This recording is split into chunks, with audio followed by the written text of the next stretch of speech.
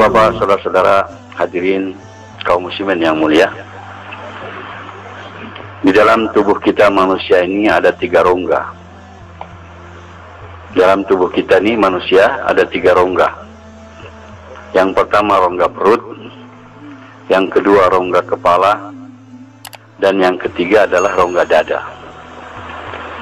Rongga perut isinya adalah perut besar dan usus, tempat menampung makanan dan minuman.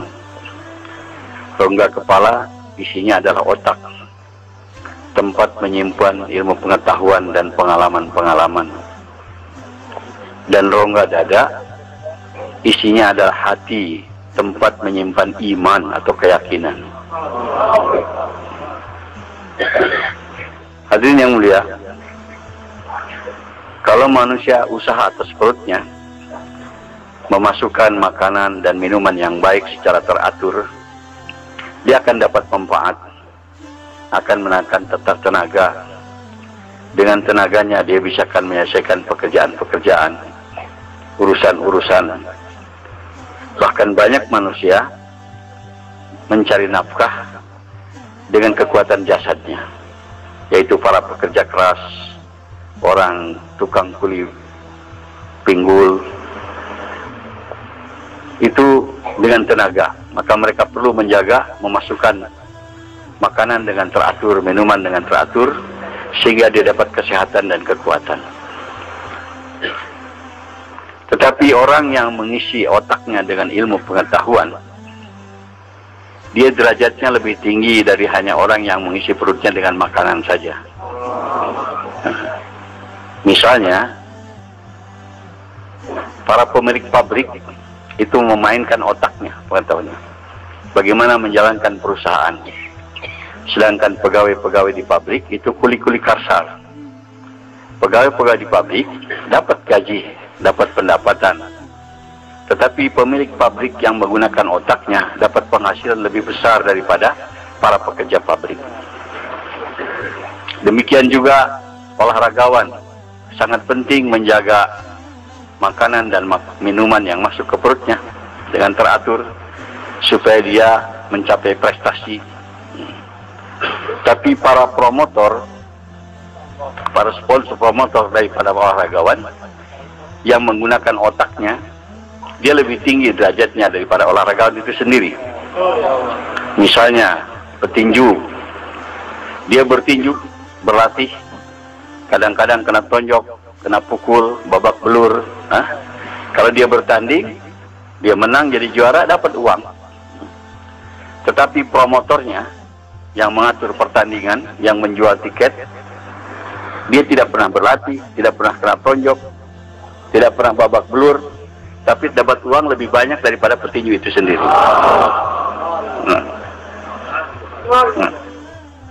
Tapi hadirin, yang paling tinggi dalam tubuh manusia ini bukan perut, bukan otak, tetapi adalah hati.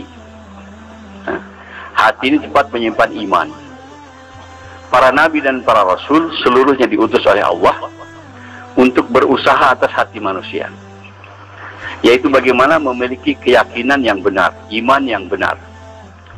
Kalau orang hanya berjuang atas otaknya saja, mengisi otaknya dengan pengetahuan dan pengalaman-pengalaman, tetap rendah dan akan tertipu.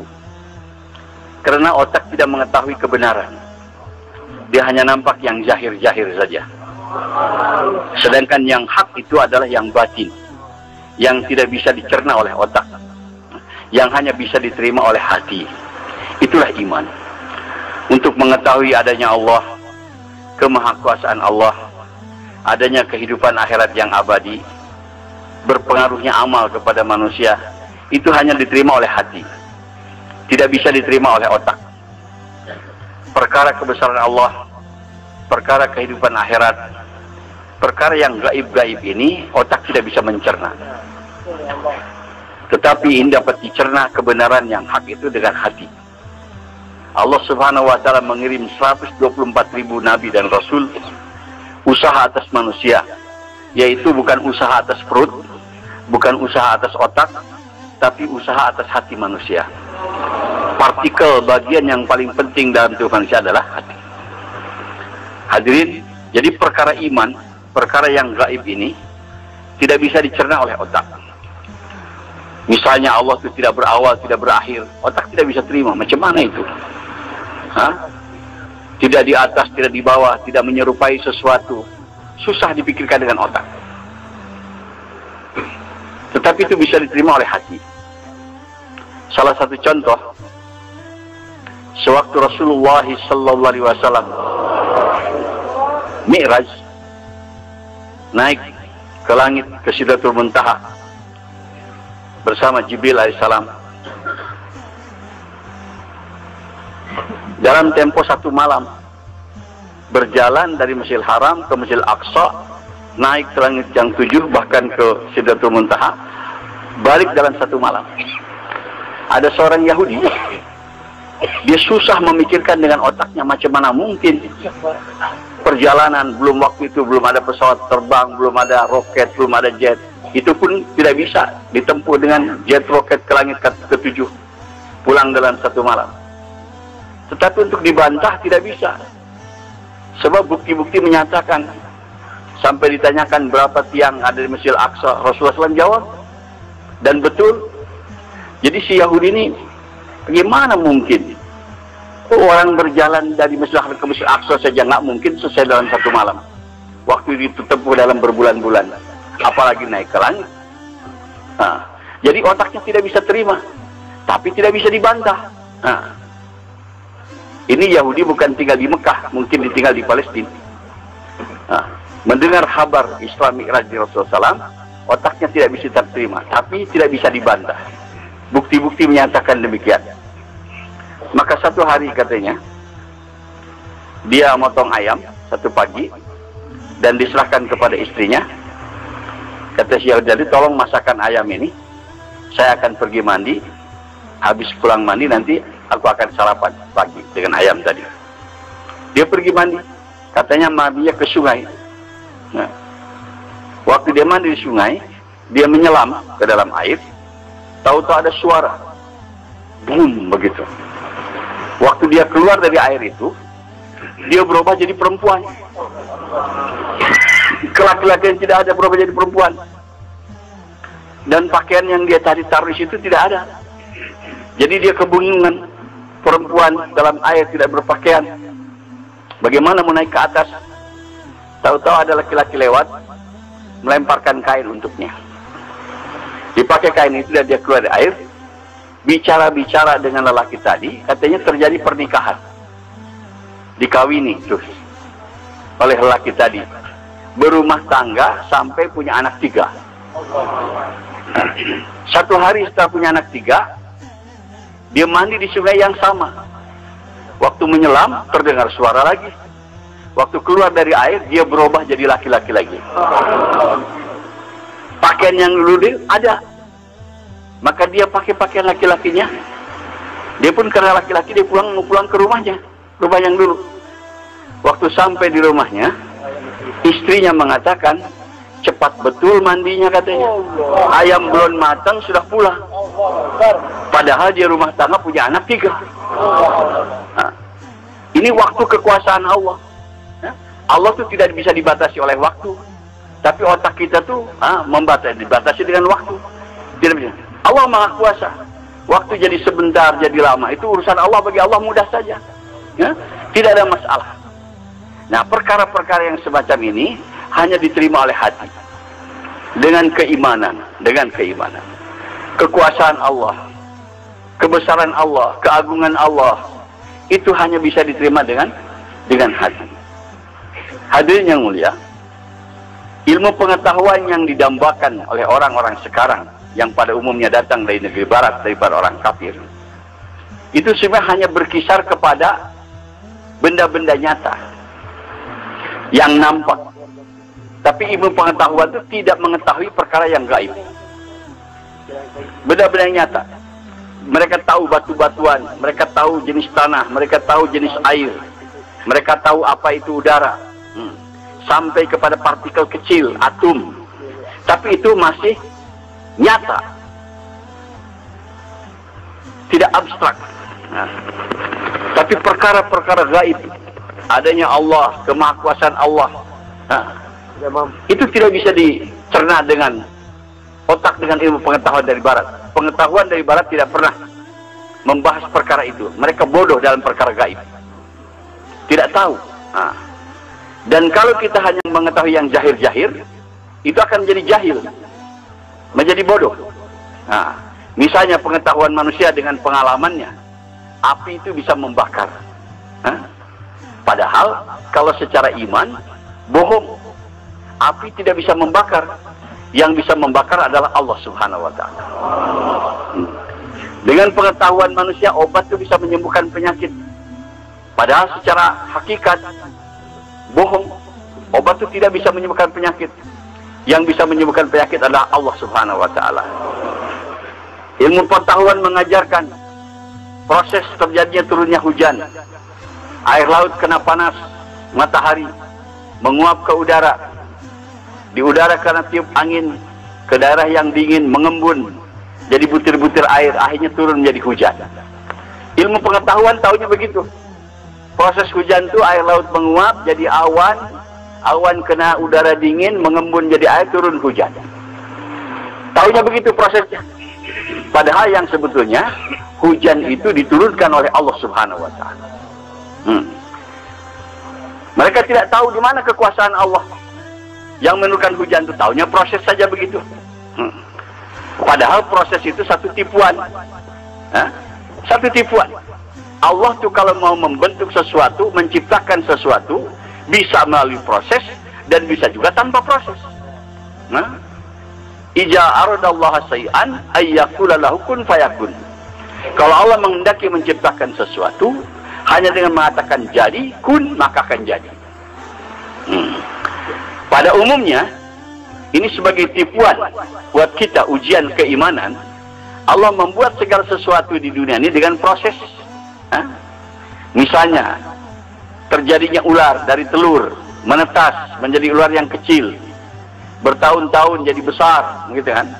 Ada tulangnya, ada dagingnya. Itu proses yang umum. Itu namanya sunnatullah. Tetapi Allah dengan kuasanya, dengan kudratnya, dengan kudratullah, bisa merubah tongkat Nabi Musa menjadi ular serta-merta. Tongkat itu mungkin dari bambu atau mungkin dari kayu, yang partikelnya lain, benda mati. Tapi setelah diciptakan oleh Allah jadi ular serta-merta, tidak melalui telur lagi, tidak melalui proses membesar lagi, langsung besar. Dan ada tulangnya, ada dagingnya, lengkap sebagai ular yang sempurna. Itu namanya kudratullah. Kudratullah. Nah, sunnatullah ini proses sering menipu kepada kehidupan manusia. Jadi perkara-perkara gaib ini hadirin tidak bisa diterima oleh otak, tapi akan diterima oleh hati dengan iman, dengan iman. Pernah serombongan sahabat radhiyallahu anhum yang dipimpin oleh A'la al-Hadrami sedang berjuang di jalan Allah, bergerak di padang pasir. Tahu-tahu mereka kehabisan air, perbekalan air kehabisan.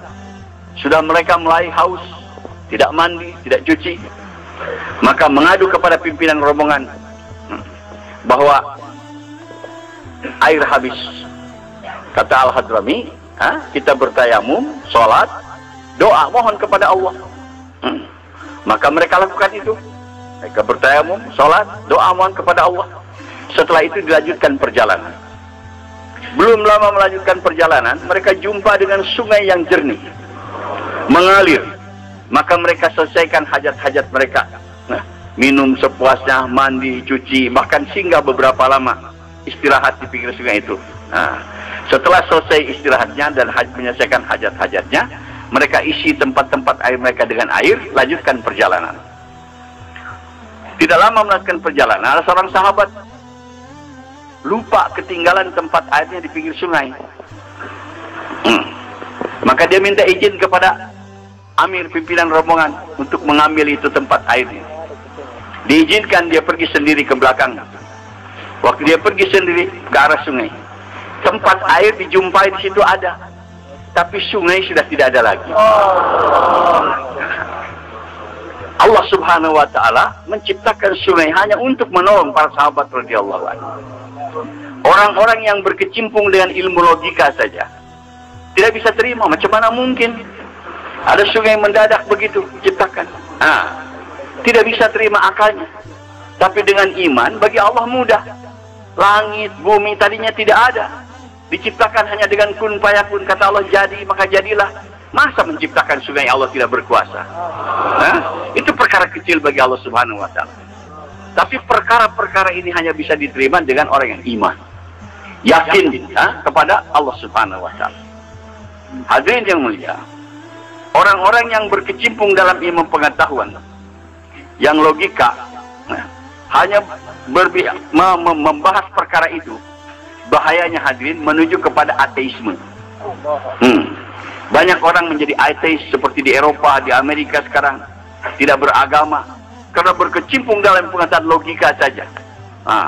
Segala sesuatu main logika begitu, sehingga mereka tidak mengetahui kekuasaan Allah, tidak menerima kekuasaan Allah Subhanahu wa taala, tidak ada lagi menyelesaikan masalah dengan doa, mohon pertolongan Allah, tetapi hanya dengan kecerdasan otak.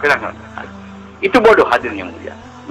Segala sesuatu ditentukan oleh Allah Subhanahu wa taala. Yang benar kita harus munajat kepada Allah, harus taat kepada Allah Subhanahu wa taala. Baru Allah akan bereskan segala permasalahan kita. Ya hadirin, usaha yang paling tinggi ini bukan mengisi perut dengan makanan, bukan mengisi otak dengan ilmu pengetahuan, tapi adalah mengisi hati dengan iman, hadirin. Ini perkara yang paling penting. Kalau tidak, hidup kita akan tertipu. Hanya mengisi otak saja dengan ilmu pengetahuan. Sekarang dikatakan katanya apa? Iptek, ilmu pengetahuan dan teknologi, begitu. Kalau itu saya yang diisikan kepada kita, tanpa kita berusaha memasukkan iman ke dalam hati kita, maka akan tertipu daripada kehidupan kita ini, hadirin. Sebagaimana tertipunya orang-orang kafir, orang-orang barat yang tidak yakin kepada adanya kehidupan akhirat, tidak yakin dengan adanya kekuasaan Allah Subhanahu wa taala, hanya mereka mendambakan kepada otaknya saja. Orang-orang ini walaupun sebagai istidraj daripada Allah, mungkin berhasil mencapai ini, mencapai itu, dia kaya raya, kelihatan dunianya glamor, tapi sebetulnya dalam kebodohan. Orang-orang kafir yang tidak beriman tuh hadirin, hidupnya itu hanya menunggu ajab datang saja. Walaupun dia kaya raya, walaupun dia raja, penguasa, kalau tidak ada iman, walaupun pengetahuannya tinggi, titelnya berderet, begitu mati akan tersiksa untuk selama-lamanya, hadirin. Jadi hidupnya hanya menunggu ajab datang.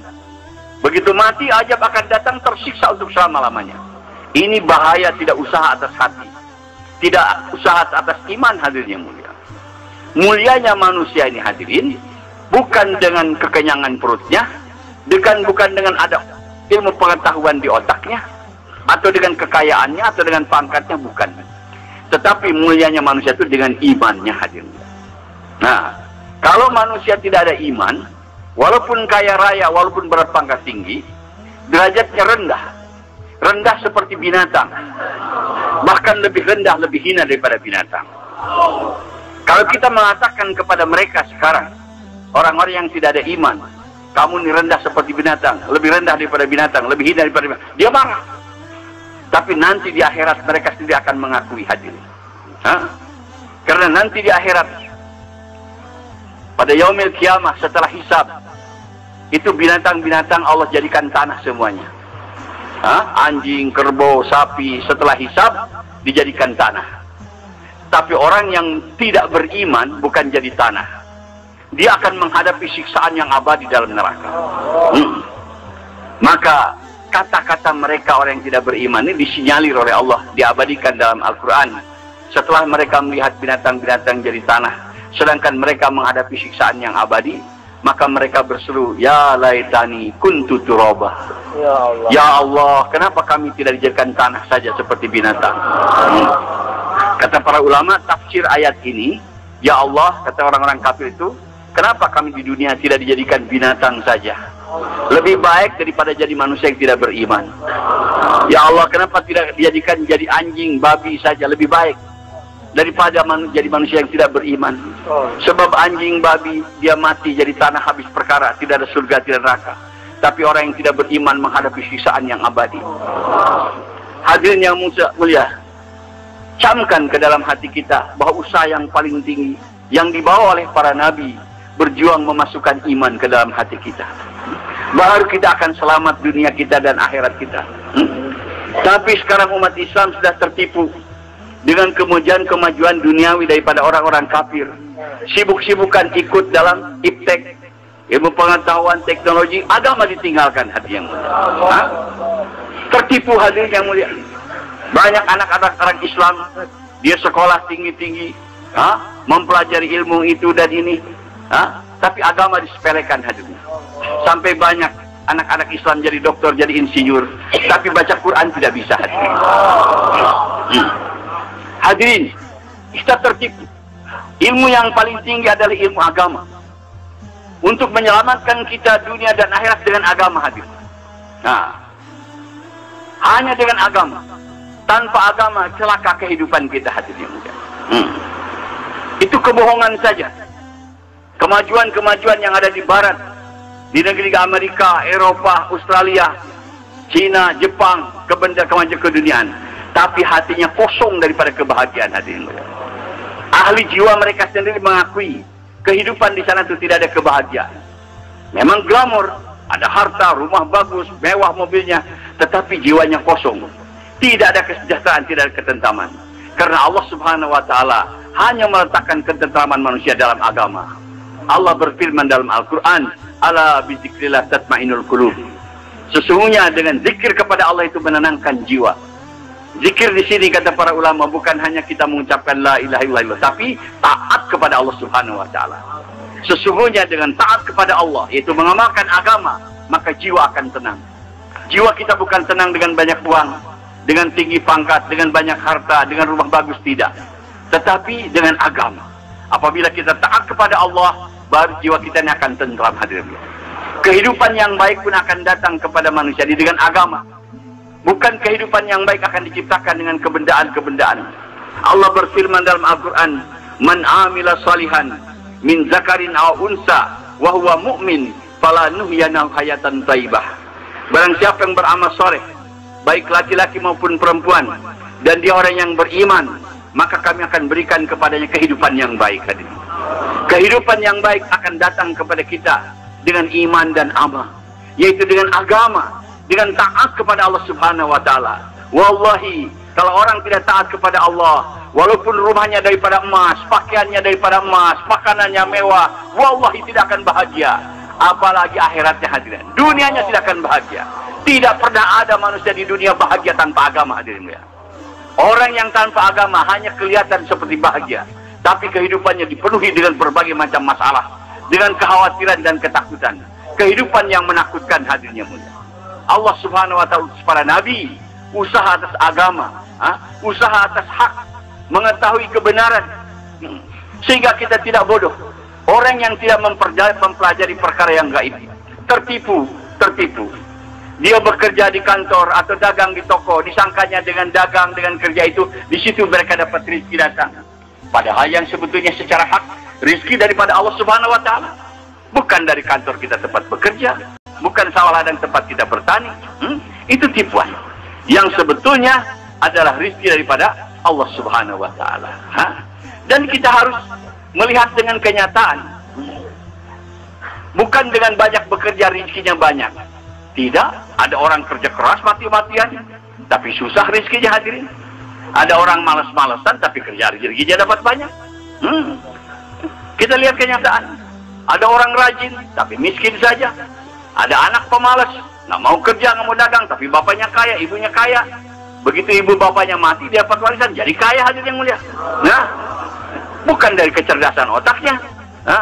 Kadang-kadang ada orang tidak sekolah, buta huruf, tapi dia bisa punya perusahaan yang kerja di bawahnya sarjana-sarjana. Bisa terjadi, hadirin yang mulia.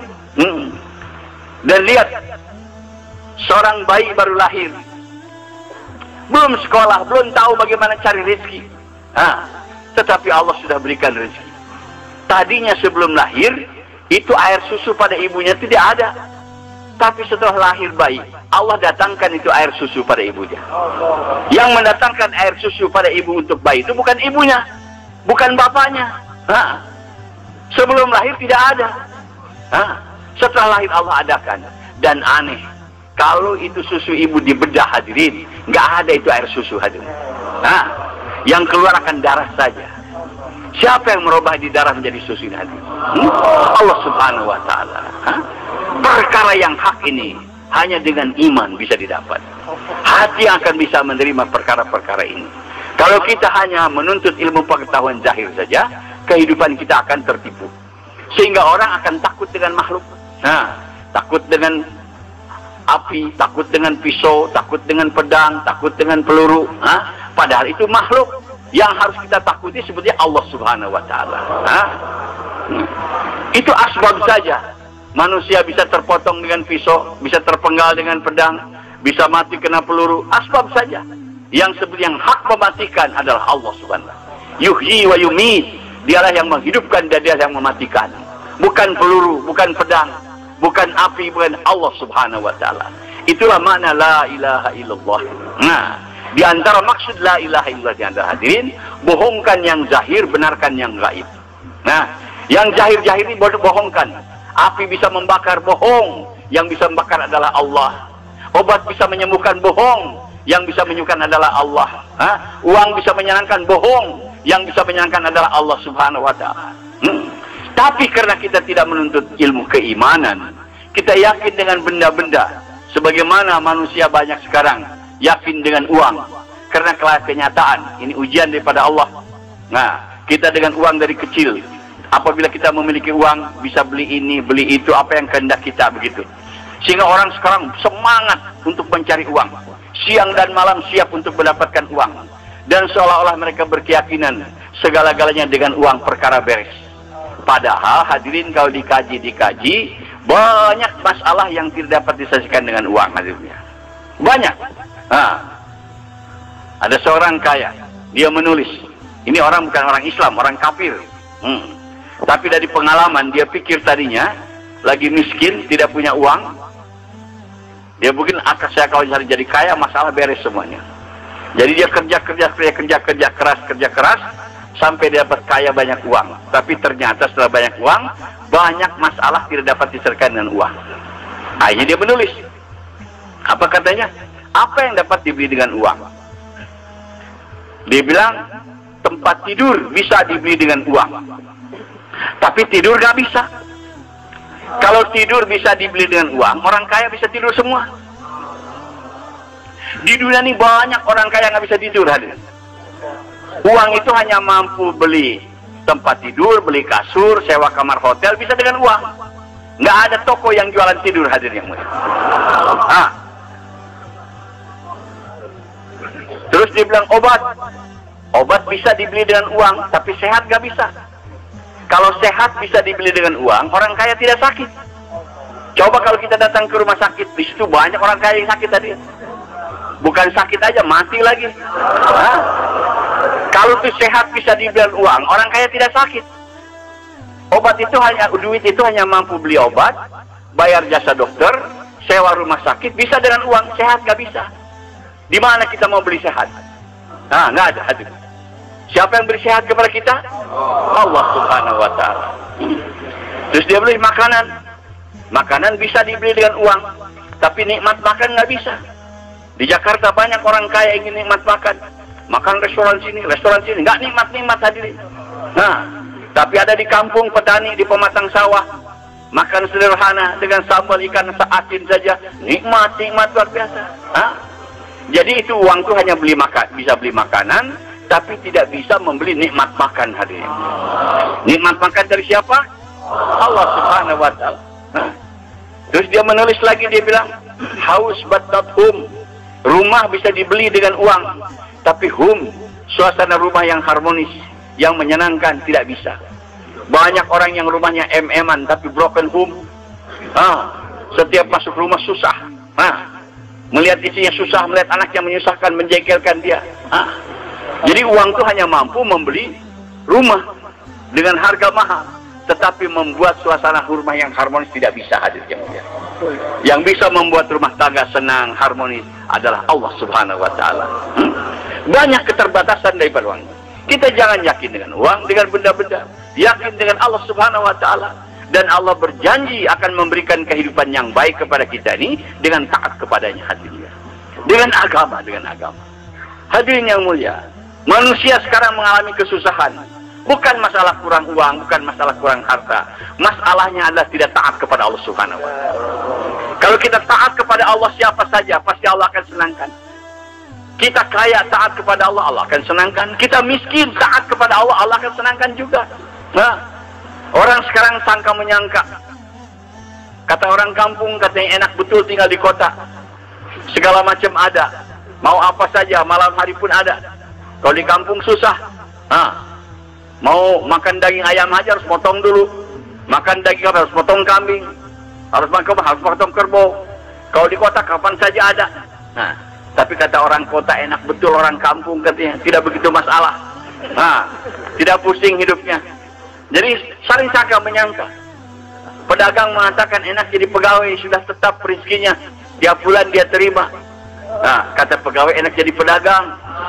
Rezekinya tidak dibatasi. Kadang-kadang dapat gede begitu. Yang sebetulnya yang dihadirin anggapan-anggapan ini salah. Yang enak itu bukan tinggal di kota, bukan tinggal di kampung, bukan jadi pedagang, jadi pegawai, tetapi jadi orang yang taat kepada Allah. Kalau kita taat kepada Allah, tinggal di kota disenangkan, tinggal di kampung pun disenangkan juga. Kalau kita taat kepada Allah, jadi pedagang disenangkan, jadi petani pun disenangkan juga. Kalau orang taat kepada Allah, jadi apa saja kebahagiaan Allah akan datangkan kepada kita. Hadir ini yang tidak bisa dipaham oleh kita. Disangkanya kesenangan itu monopoli orang-orang kaya saja. Tidak. Sehingga orang miskin ingin jadi senang, berusaha untuk jadi kaya. Jangan. Soal kaya miskin sudah ditentukan oleh Allah. Rizki kita jauh sebelum lahir sudah ada ketentuannya. Sudah ada takdirnya. Kita tidak bisa melawan takdir Allah Subhanahu wa Ta'ala. Jangan kita berjuang kalau kita miskin bahagia untuk jadi kaya. Tidak. Nggak apa-apa tetap miskin, tapi taat kepada Allah. Pasti Allah akan bahagiakan hatinya. Rasul SAW orangnya miskin, tetapi beliau orang yang paling bahagia. Kenapa? Karena taat kepada Allah Subhanahu wa Ta'ala. Banyak para anbiya, mereka golongan orang masakin, tapi Allah muliakan, Allah bahagiakan karena taat kepada Allah Subhanahu wa Ta'ala.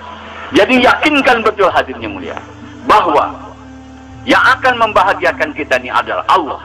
Asbabnya adalah kita taat kepadanya, itu mengamalkan agama Allah Subhanahu wa Ta'ala. Dan ini hanya bisa diterima dengan iman, hadirin. Asas agama adalah iman, yakin kepada Allah. Bahwa yang bisa mengkayakan kita, memiskinkan adalah Allah. Yang bisa menyenangkan, menyusahkan kita adalah Allah. Yang bisa menjadikan kita mulia dan hina adalah Allah. Yang bisa memberikan kita ketentraman dan kekhawatiran adalah Allah Subhanahu wa Ta'ala. Maka dengan jalan tawajuh kepada Allah, taat kepada Allah Subhanahu wa Ta'ala, baru Allah Subhanahu wa Ta'ala akan bahagiakan kita, hadirin.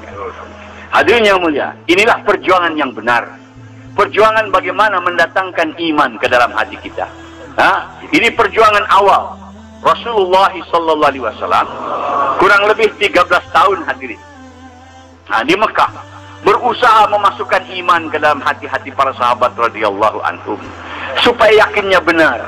Hari ini hadirin yakin kita salah. Yakinnya dengan harta, dengan kekayaan, dengan pangkat. Sehingga mereka mengejar-ngejar ke sana. Kalau untuk dapat uang, jam berapapun siap, hadirnya mulia. Di Jakarta banyak pabrik buka 24 jam. Ada aprusan kerjanya. Yang aprusan malam tuh, yang kerja malam jam 2, jam 3, dia bangun hadirin. Hilang ngantuknya karena yakin untuk dapat uang hadirin. Tapi untuk jalankan agama, suruh tahajud, ada yang mulia, malas, dia tidak mau. Sebab tidak yakin. Tidak yakin bahwa dalam tahajud ada kejayaan. Dalam sholat itu ada kejayaan. Yakinnya seolah-olah kejayaan itu dalam uang. Muazzin selalu memanggil, hayya 'alas shalah, hayya 'alal falah. Mari sholat, mari menuju kepada kejayaan, kepada kesuksesan. Tapi umat Islam bukan lagi kafir. Yang ngobrol tetap ngobrol, yang kerja tetap kerja, yang tidur tetap tidur. Tidak ada yang yakin bahwa dalam sholat itu ada kejayaan. Tapi kalau diajak ngobjek, diajak cari uang, bangun hadirin. Semangatnya ada. Ini yakin kita salah hadirin. Sesungguhnya di dalam taat kepada Allah ada kejayaan. Dalam ikut sunnah Rasul ada kejayaan. Ini kelemahan kita hari ini yang menyebabkan umat Islam jadi mundur. Bukan perkara kita ketinggalan ilmu pengetahuan, bukan ketinggalan daripada teknologi. Kita tidak mau usaha atas iman hadirin. Kemenangan para sahabat radhiyallahu anhum, kemuliaan para sahabat radhiyallahu anhum karena mereka usaha atas iman hadirin. Yakin kepada Allah Subhanahu wa taala. Kita sekarang sudah tinggalkan perjuangan atas iman nih hadirin. Perjuangan atas hati kita. Kita hanya menyibukkan diri mengisi perut dengan makanan, mengisi otak dengan ilmu pengetahuan. Hati kita kosong daripada iman hadirin ya. Hadirin, ini usaha yang benar. Sekarang orang terkagum-kagum dengan kemajuan daripada ilmu pengetahuan orang-orang barat, orang-orang kafir. Padahal itu bukan apa-apa hadirnya. Teknologi itu apa? Teknologi itu apa? Kata para ulama, teknologi itu adalah bagaimana kekuatan benda-benda, kekuatan makhluk bersama kita. Itu orang barat itu dengan teknologinya bagaimana mengolah kekuatan udara, kekuatan air, kekuatan api, kekuatan tanah, kekuatan besi, kekuatan uranium supaya bersama dengan mereka jadi bom, jadi nuklir. Itu teknologi namanya. Jadi senjata, jadi peluru. Itu namanya teknologi. Mengolah kekuatan-kekuatan makhluk supaya bersama dengan mereka. Tetapi yang diajarkan oleh Rasulullah SAW, oleh para nabi yang lainnya kepada umat manusia bukan teknologi, tapi adalah din, yaitu agama. Agama. Apa itu keberuntungan kalau kita memiliki agama? Kalau agama ada pada diri kita, maka kekuatan Allah akan beserta dengan kita hadirin. Itu agama.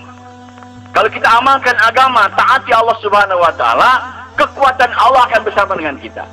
Kalau kita memiliki kekuatan Allah, apa artinya itu kekuatan makhluk mau dilawankan dengan kita? Nggak ada artinya hadirin yang mulia. Waktu itu Rom dan Persia teknologinya tinggi dibandingkan dengan para sahabat. Sahabat tidak memiliki teknologi. Kalau perang itu pedang-pedangnya buntung, pedang-pedang yang berkarat, tombak yang berkarat, mereka serba canggih bagus.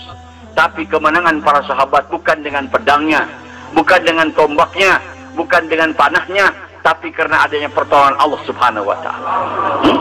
Lihat dalam perang Badar, jumlah sahabat hanya 313, musuh 1000. Perlengkapan sahabat sangat sederhana, musuh serba lebih. Perbekalan sahabat sangat sederhana, musuh lebih. Tetapi dalam peperangan Badar, yang 313 bisa mengalahkan yang 1000. Bisa mengalahkan yang perbekalan, yang senjatanya, yang kerajaan serba lengkap hadirnya. Kenapa? Ditolong oleh Allah Subhanahu wa taala. Disebutkan dalam Al-Quran, sampai Allah turunkan hadirin 3000 malaikat untuk para sahabat. Sampai orang kafir pun melihat bagaimana malaikat turun dari langit berkuda dengan bersuara hijau. Mereka melihat. Sehingga sahabat baru cabut pedang, belum lagi terhunus, kepala musuh sudah terpenggal hadirin. Baru mengeluarkan tali, musuh sudah terikat hadirin yang mulia. Maka Allah tegur, wa makarullah, wa ma ramaita innallah. Jadi bukan kamu yang melempar, tapi Allah yang melempar. Bukan kamu yang bunuh, tapi Allah yang mematikan. Kerja Allah Subhanahu wa taala. Karena janji Allah kepada orang-orang beriman, Allah berfirman dalam Al-Quran, wa qad haqqan alaina nasrul mu'minin. Menjadi hak aku, kata Allah, untuk membantu, menolong kepada orang-orang beriman. Kalaulah kita ini ada iman, yakin yang benar, bantuan Allah itu pasti kepada kita hadirin. Ini janji Allah Subhanahu wa taala. Di lain ayat Allah berfirman, "Iyansurkumullah fala ghalibalakum." Kalau kamu ditolong oleh Allah, tidak ada satu kekuatan yang bisa mengalahkan kamu hadirin. Kalau kita ditolong oleh Allah, tidak ada satu kekuatan yang bisa mengalahkan kepada kita ini. Kekuatan mana hadirin? Tidak ada. Tidak ada. Kalau kita ditolong oleh Allah. Kenapa di mana-mana kaum muslimin dipermainkan, dibantai, dianiaya, dijalani? Perkaranya tidak ditolong oleh Allah. Kenapa kita tidak ditolong oleh Allah? Karena iman kita lemah hadirin. Kalau iman kita seperti iman sahabat, pasti pertolongan Allah akan datang kepada kita. Ini sudah janji Allah. Wa kana haqqan alaina nasrul mu'minin. Menjadi hak aku, Allah mewajibkan atas dirinya untuk membantu kepada orang-orang yang beriman hadirin. Jadi perkara kelemahan orang Islam hari ini bukan tidak ada kekuasaan, bukan tidak ada harta, tapi perkaranya adalah kita lemah dalam perkara iman hari ini. Kalau dikaji kata para ahli ekonomi, orang terkaya di dunia hari ini bukan orang kafir, orang Islam. Dan negara terkaya di dunia bukan negara orang kafir, negara orang Islam. Tapi kenapa masih orang umat Islam hina ada di belakang, dikalahkan? Nah, ini bukti. Bukan dengan kekayaan negara, bukan dengan kekayaan harta kita akan menjadi mulia, bukan. Nah, tapi dengan iman. Kalau kita ada iman, pasti akan dibantu oleh Allah Subhanahu wa taala. Walaupun kita tidak memiliki apa-apa. Kalau ada bantuan Allah, beres semuanya, hadirnya mulia. Jadi inilah karena kita sekarang meninggalkan usaha atas iman. Sibuk-sibuk ikut kepada cara orang-orang kafir di bidang-bidang yang lain kita. Bukan di situ kejayaan kita hadirin. Allah Subhanahu wa taala telah menautakkan kejayaan daripada manusia ini dalam agama, dalam iman. Sebagaimana para ulama memberi contoh, katanya kejayaan ikan itu adanya di dalam air. Nah, selama ikan dalam air dia akan selamat, bisa pergi ke sana kemari walaupun mungkin ada kekurangan makanan, tapi tetap kalau dalam air masih dibahagiakan oleh Allah. Tapi kalau berada di darat, walaupun makanan penuh di kiri kanannya, dia tidak akan bahagia hadir. Nah, coba tuh ikan taruh di tempat tidur, kasih makanan yang banyak, gak ada air, gelisah hadir yang mulia. Sudah Allah letakkan dunianya, bahagianya ikan itu di dalam air. Bahagianya cacing itu dalam tanah. Kalau dia keluar daripada tanah, mudah dipatok ayam, keinjak orang, dan sebagainya. Begitulah kalau kita hidup keluar daripada agama.